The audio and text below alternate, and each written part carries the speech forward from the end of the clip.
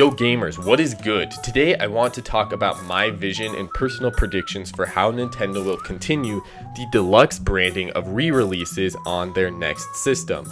I will also be referring to their next system as Switch 2 in this video, but who knows if it will actually be that. So, okay, video game development by Nintendo's own admission is very expensive and costly these days. So while some people might consider this a schedule padding technique, I think that it is a necessity for keeping interest and, healthy lifeblood in a system to have re-releases. Now, when talking about Switch 1 game enhancements on the Switch 2, there are some people online who would prefer Nintendo keeps things simple. Basically just improving the frame rates, enhancing the technical performances, and giving higher visual fidelity to Switch 1 games. For example, if you put Pokemon Legends Arceus into a Switch 2, it would run at, 60 frames per second, 4K, all that good stuff. And while I don't think that's necessarily a bad approach, it just doesn't feel very Nintendo-y to me. Basically, it's boring. So here's my pitch. The deluxe branding of Nintendo re-releases is going to continue in spirit. I think that the ideal version of a deluxe re-release would be a game like Mario Kart 8 Deluxe or Super Mario 3D Land plus Bowser's Fury. These games not only added technical enhancements and higher visual fidelity, but they also reworked some of the mechanics people didn't like in the originals while adding in significant new content. There was a lot of reason to double dip for people who already purchased the originals, and if you hadn't played it yet, this was clearly the best version. I think Nintendo's going to want to continue with re-releases in that vein. And while they could definitely just continue calling these games deluxe editions, like Pikmin 4 Deluxe or Super Mario Bros. Wonder Deluxe, I was trying to think of a new word that would capture a similar feeling of, pristine, high society, premium nature. And the word that I came down to was diamond. For example, Pikmin 4 Diamond, or The Legend of Zelda Tears of the Kingdom Diamond. I don't know, it just sounds kind of nice to me, but I guess that part isn't as important as the contents of a Diamond Edition game. And so I came up with a few ideas for certain Switch 1 games that could get Switch 2 Diamond Edition re-releases. First off, The Legend of Zelda Breath of the Wild. Not only would this include all of the DLC from the original, but it would also run at 60 frames per second and 1080p. They would also add in some new Guardian overworld enemies, some new side quests, some new gear, and as a response to common criticism, completely redesign the interiors of the Divine Beasts. I'm not necessarily expecting them to change the puzzles, but at least give them some visual flair inside. So maybe inside of the elephant one, there's a lot of water and the walls are all blue and mossy and look cool. Or inside of the bird one, everything looks like the sky inside. Just something to give them a little bit more personality.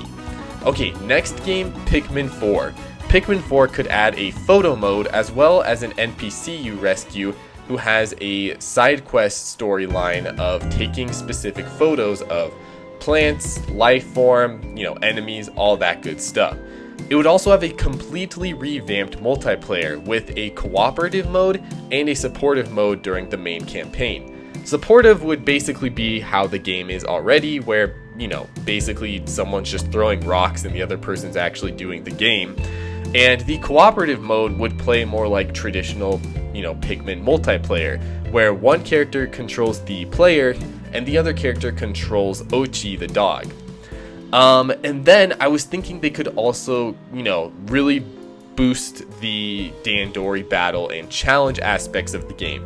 There could be 18 battle maps, the 6 from the original, plus 6 new ones, and 6 returning stages from past Pikmin games, 80 unique Dandori challenges you can play right from the title screen, both in single and multiplayer, that would reuse some of the dungeon layouts they already have, because, they don't really need to create new areas. They can just rearrange where they put the enemies and the items and all that stuff.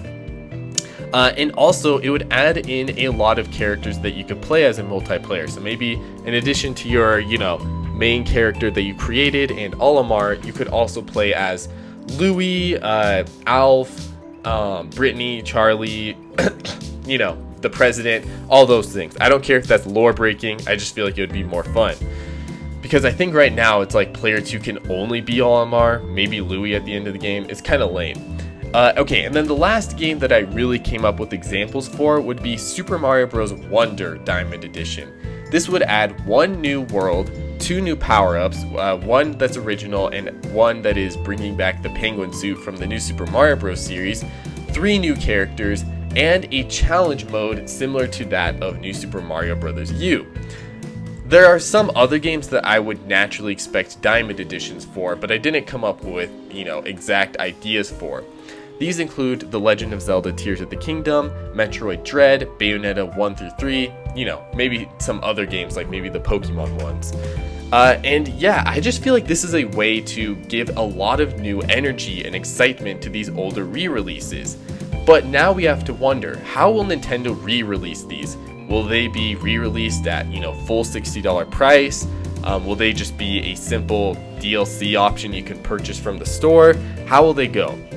So here's kind of my idea. I'm thinking that physically they will re-release all of the Diamond Edition of the games, obviously with the Switch 2 box art and logos, for $70. And you might say, $70? That's crazy. It is kind of crazy, but considering that all of the originals were usually around $60 and they're adding in a lot of new stuff, I think it will be kind of worth it. Alternatively, if you own the originals, you can purchase like an update for $10 that will, just download to your game, and that will give you all the diamond contents. And then finally, the last method of playing Diamond Editions that I was thinking of would be through Nintendo's Switch Online subscription service. Specifically, I'm thinking that this would be reserved for the premium tier subscribers. So I think that would be a great incentive for people who don't already have that to pick it up. And yeah, overall, that's kind of my vision for how Nintendo will handle re-releases during the Switch 2. I could be totally wrong, but I feel like this is a semi-realistic approach that is, pretty exciting, pretty fun, and also will probably get just enough people angry that it is verifiably Nintendo. But yeah, those are my thoughts on how Nintendo will continue to re-release games for the Switch 2. What do you think Nintendo will do for this? Do you think they will do deluxe re-releases, or do you think that they're done with that? Let me know in the comments below, and I will catch you all later.